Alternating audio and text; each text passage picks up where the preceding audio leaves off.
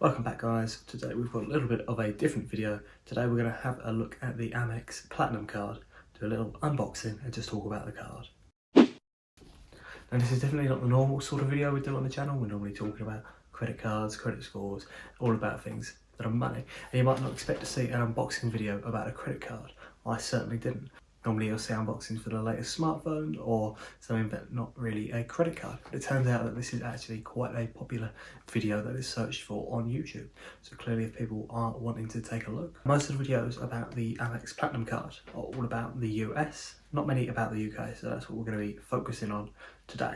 So the Amex Platinum card, instead of the usual envelope, they sent it in a nice little box like this. So we'll open up the box. Inside the box, you got this little booklet, which is quite nice, and on the inside as well you've got your usual letter to activate the card. Get rid of that. So we've got here nice little fold out. I mean, it's a textured kind of paper. I'm not too sure what it's about. So we've got a little bit of paper here. It's just explaining all the benefits you get from Platinum. Live a life less ordinary with Platinum. So it's talking about all the different benefits you get, which is what we will go over in a minute. Signed by the CEO at the bottom. We'll come back to this. We'll open it up, and there we go. And we can see that there is the card. Shut that back down again. And then in here, got a piece of paper. It's just telling you all about how to get started, how to register for an account, how to activate your card, all of that important stuff. And then we'll go further in, and there's a nice little book cover made from the same material as the package. So basically the book's just explaining all the different benefits that you get from having the card in a lot of detail. It's a nice touch. I guess this is what they spend your annual fee on, is making this book. It's just, I mean, maybe it's a bit extra, a bit unnecessary, but hey, that's what you get for this card. And we'll come back in and we open it up, and here we have the card, the metal card. I don't know, hear the clink, it is made of metal. You can see that it's got the member since section like all Amex cards do. It's got the Centurion logo at the front, American Express on the top. It's got your name. You'll see there's no card number or any of the details like that, other than the security number, which is under my finger. The card number, the expiry date, that's all on the back of the card rather than the front like normal. So it just gives it a bit of a better look, what I think, in my opinion, and that's certainly what American Express think. So now we'll have a little talk about the card, about the different benefits you get, and the annual fee, which you did hear me mention. So there is an annual fee of £575 or $575 if you're in the States, but this is focusing on the UK. So that's quite a lot for a credit card. Well, I keep saying credit card. Another important thing to know about this card is it's actually a charge card rather than a credit card.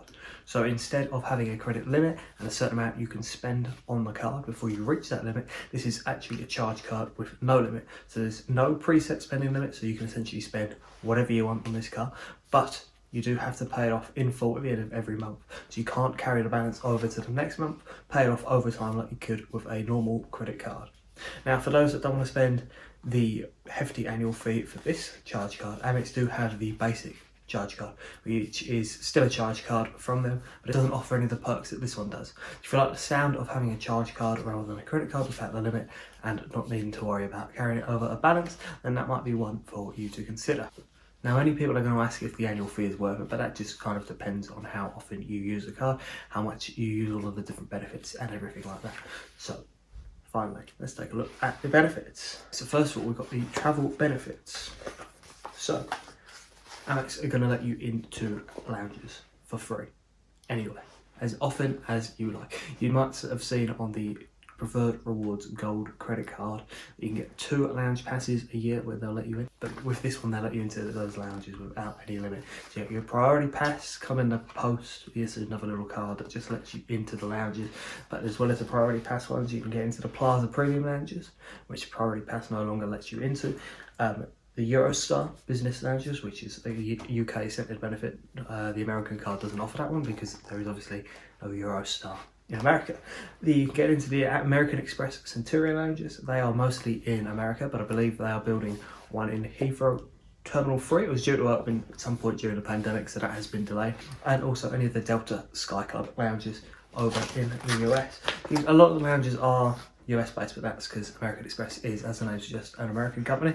But you can still use a large majority of them in all of the airports in the UK. I know that Teesside Airport, Newcastle Airport, Luton Airport, Manchester Airport, Liverpool Airport, Heathrow, Stansted, Gatwick, pretty much all of the airports in the UK have at least one lounge that you can go into. You get advanced travel insurance. This travel insurance covers you for up to 2 million in medical assistance, things like that, but actually extends to up to 5 other people in your family. And I saw this when I was reading through all the terms and conditions on the website. You've got an 18-year-old kid and they go and do a gap year instead of university or finding work, then they'll actually be insured for 365 days for that full gap year if they go travelling, which I think is actually pretty cool. It is worth noting that this travel insurance doesn't count if you're over 70. You can't receive any of the benefits there. But I mean, from 18 to 70 is quite a long time to be covered. So the next benefit is £120 annual credit for Addison Lee.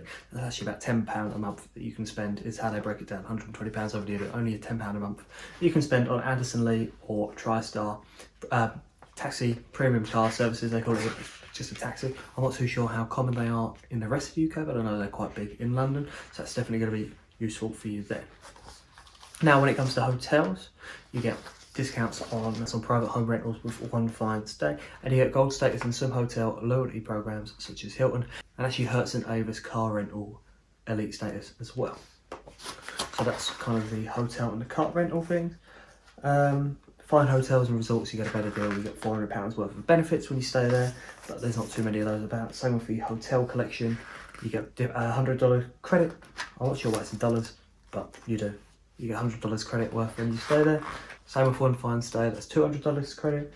It's Hilton, Marriott, Radisson, and Marriott Hotels International. They're the ones you get elite gold status with. You also get some benefits such as on-board credits with different cruise partners, such as Crystal Cruises, Oceania Cruises. There's a list of them there. They're the ones that you can get benefits from. And then you come to the arts and entertainment section. So you can actually get different platinum events that you can go to. So there is an immersive bar experience at the Olive Grove. Not heard of that before, but that's obviously quite a posh bar, I'm guessing. You can get behind the scenes tour and drinks at Lord's Cricket Ground. So I guess if you ever go to Lord's Cricket Ground, that would be quite cool. And there's a wine prepared dinner at a relaunch of a Michelin star restaurant. I'm not sure if that's just relaunching or reopening because of coronavirus or just in general. Same with a lot of American Express cards. You can get American Express experiences. So if there are new tickets through Ticketmaster for things you want to go see, such as at the O2, you can get priority access to those. And at the O2, they do actually have an American Express lounge for you to sit in and watch whatever you're seeing beforehand. And then there's a global dining collection, so you can actually get access to reservations at restaurants when they might be fully booked up. They'll be able to get you in, which I think is pretty cool because I'm a big food person.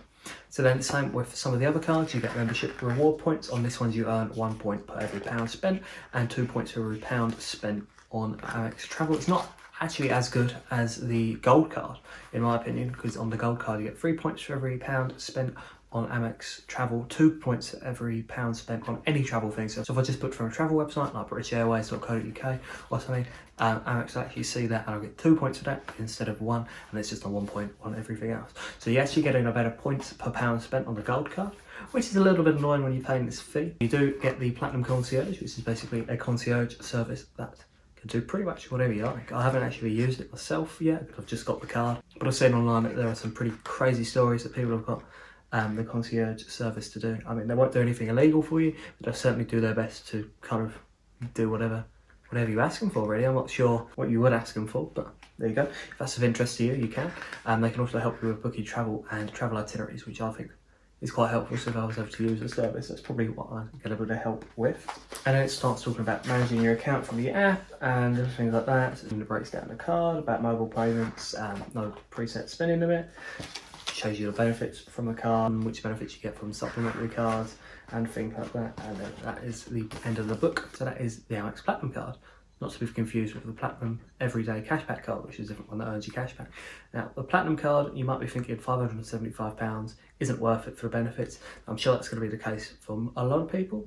But if you do travel a lot, then you can definitely see the lounge access being worth it, because if you've got the same priority pass through there, it costs you over €300 a year. So that is the majority of the fee already taken up. You've got the Amex experiences and some of the hotel elite statuses. You can't really put a price on those because they have no monetary value, but if there's something you'll use, that's obviously quite useful for you. You've got the $120 on the Addison Lee credit, you've got the $200 1-5 stay credit, and some other travel credits on there, and then you get the usual Amex offers saved to your card. So you can earn back the £575 you spent annually on the card, but some of you still probably thinking that is a big fee. I'm not too sure yet if the card's going to be worth it. We're just going to see how much you use it. If I'm not using it, you can obviously cancel it at any time and they will refund you pro rata. So if you've had the card 1 month out of 12, they'll give you the feedback for the other 11 months rather than the full 12 because you've had it for the 1 month, which is pretty good. So that's kind of everything there is to know about the Platinum card. If you're looking to apply for the Charge card, then you're going to need either a good